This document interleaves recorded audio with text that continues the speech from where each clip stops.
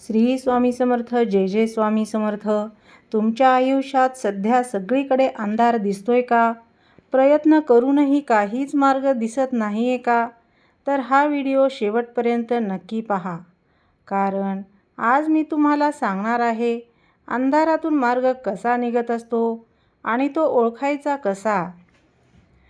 कधी कधी आयुष्यात असा टप्पा येत असतो जिथे काहीच समजत नाही, ना पुढे काय करायचं ना मागे कसं वळायचं. तोच अंधार दिसत असतो. पण लक्षात ठेवा, अंधार हा कायमचा नसतो, तो फक्त एक परीक्षा असते. अंधारातून मार्ग कशा प्रकारे निघत असतो? तर मार्ग अचानक मिळत नाही, तर तो हळूहळू तयार होत असतो.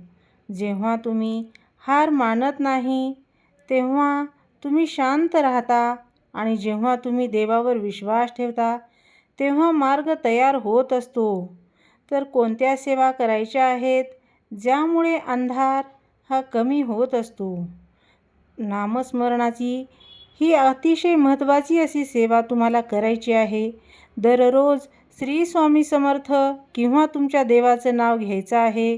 त्यानंतर दिवा लावायचा आहे. अंधारात दिवा म्हणजे आशेचं प्रतीक आहे. त्यानंतर मदत करायची आहे.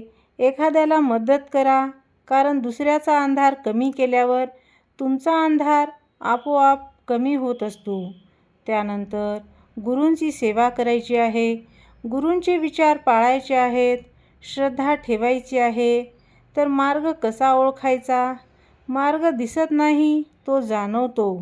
मन शांत होऊ लागेल. योग्य लोक भेटतील. अचानक योग्य निर्णय घेता येईल. आणि सर्वात महत्त्वाचं म्हणजे भीती कमी होईल. लक्षात ठेवा, देव कधीच तुमचं वाईट करत नाही. तो फक्त तुम्हाला मजबूत बनवत असतो आणि योग्य वेळी योग्य मार्ग दाखवत असतो. जिथे अंधार दाटून आलेला असतो, तिथेच प्रकाश जन्म घेत असतो. हे फक्त वाक्य नाही, तर जीवनाचं गूढ सत्य आहे. जेव्हा आयुष्यात सगळं काही बंद झाल्यासारखं वाटतं, तेव्हा खरं तर नवीन मार्ग तयार होत असतो. पण तो दिसत नाही, कारण आपलं मन घाबरलेलं, थकलेलं आणि गोंधळलेलं असतं. तू विचारलेला प्रश्न खूप खोल आहे. अंधारातून मार्ग कसा निघतो आणि तो कसा ओळखायचा? कोणती सेवा करायची? चल, हे सगळं आपण शांतपणे समजून घेऊयात. अंधार म्हणजे नेमकं काय? अंधार म्हणजे फक्त दुःख नाही, ती एक अवस्था आहे. जेव्हा काहीच समजत नाही, मन गोंधळलेलं असतं, प्रयत्न करूनही काही जमत नाही, आणि सर्वात महत्त्वाचं म्हणजे आशा कमी होत जाते. पण लक्षात ठेव, अंधार हा कायमचा नसतो, तो फक्त एक टप्पा असतो तुला मजबूत बनवण्यासाठी. तर अंधारातून मार्ग कसा तयार होत असतो?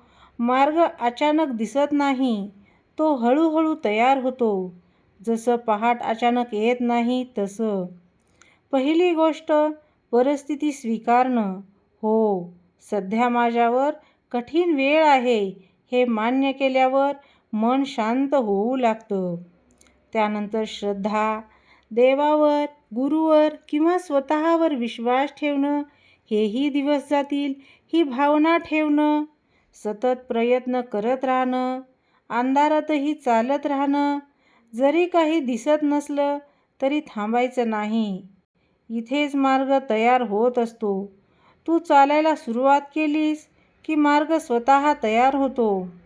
कोणत्या सेवा करायच्या आहेत? अंधारातून बाहेर पडण्यासाठी सेवा ही खूप मोठी शक्ती आहे.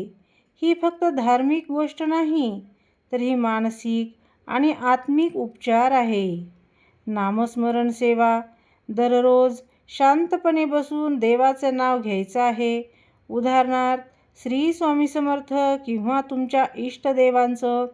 10 ते 15 मिनिटे रोज नामस्मरण केल्यानंतर तुमचं मन हे हलकं व्हायला सुरुवात होतं. त्यानंतर दीपदानाची सेवा करायची आहे. सकाळ संध्याकाळ दिवा लावायचा आहे. हे फक्त विधी नाहीत, तर तो अंधारातून प्रकाशाकडे जाण्याचा संकेत आहे.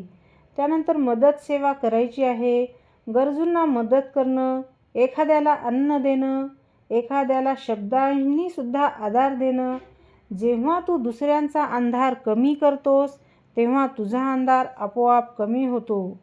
त्यानंतर गुरूंची सेवा करायची आहे. गुरूवर श्रद्धा ठेवून त्यांचे विचार पाळणं, त्यांनी सांगितलेली साधना करणं, स्वतःला वेळ देणं, ध्यान करणं, नकारात्मक विचारापासून दूर राहणं. तर मार्ग कसा ओळखायचा? हा सगळ्यात महत्त्वाचा प्रश्न आहे. मार्ग दिसत नसतो, तो जाणवत असतो. हे काही संकेत आहेत जे तुम्हाला मार्ग कसा ओळखायचा ते सांगतील. पहिला संकेत काय आहे? मन शांत होऊ लागतं, गोंधळ कमी होतो, आतून हलकं वाटतं, छोटे छोटे चमत्कार घडतात, योग्य लोक भेटत असतात, योग्य वेळेवर मदत मिळत असते, आतून आवाज येतो, काहीतरी आतून सांगतं, हे कर, हा मार्ग योग्य आहे. भीती कमी होत असते. पूर्वी ज्या गोष्टींना घाबरत होतास त्या आता सोप्या वाटत आहेत. एक महत्त्वाचं सत्य म्हणजे काय? तर अंधारातून बाहेर पडण्यासाठी तुला प्रकाश शोधायची गरज नाही. तुला स्वतःचं प्रकाश बनायचं आहे. जेव्हा तू सकारात्मक विचार करतोस, इतरांना मदत करतोस, श्रद्धा ठेवतोस, तेव्हा तूच प्रकाश बनतोस आणि मग अंधार आपोआप निघून जातो. लक्षात ठेवण्यासारख्या काही गोष्टी आहेत, त्या लक्षात ठेवायच्या आहेत. प्रत्येक अंधार हा कायमचा नसतो, हे लक्षात ठेवायचं आहे. प्रत्येक वेदनेमागे काहीतरी शिकवण असते. देव कधीच उशीर करत नाही, तो योग्य वेळेवरच देत असतो. कधी कधी आयुष्य तुला पूर्णपणे तोडून टाकतं. तुला वाटतं आता काहीच उरलं नाही, पण त्या क्षणीच तुझ्यात एक नवीन शक्ती जन्म घेत असते. जिथे सगळं संपल्यासारखं वाटतं तिथेच खरं आयुष्य सुरू होतं. अंधार हा शेवट नाही, तो एक नवीन सुरुवातीचा दरवाजा आहे. आज तुम्ही ज्या अंधारात उभे आहात ना, तो तुमचा शेवट नाही, तो तुमचा टर्निंग पॉइंट आहे. देव कधीच कोणाला सोडत नाही, तो फक्त शांत बसून पाहत असतो. तुम्ही हार मानता का लढता? आणि लक्षात ठेवा, ज्या दिवशी तुम्ही अंधारातही चालायला शिकलात ना, त्या दिवशी अंधार घाबरेल आणि मार्ग स्वतः तुमच्या समोर येईल. म्हणून थांबू नका, वाकू नका, हार मानू नका, कारण तुमचा चमत्कार अजून यायचा आहे. अंधार कायमचा नसतो, पण तुमची जिद्द कायमची असू शकते. आणि शेवटी एकच मार्ग शोधू नका, स्वतः मार्ग बना. श्री स्वामी समर्थ. जय जय स्वामी समर्थ.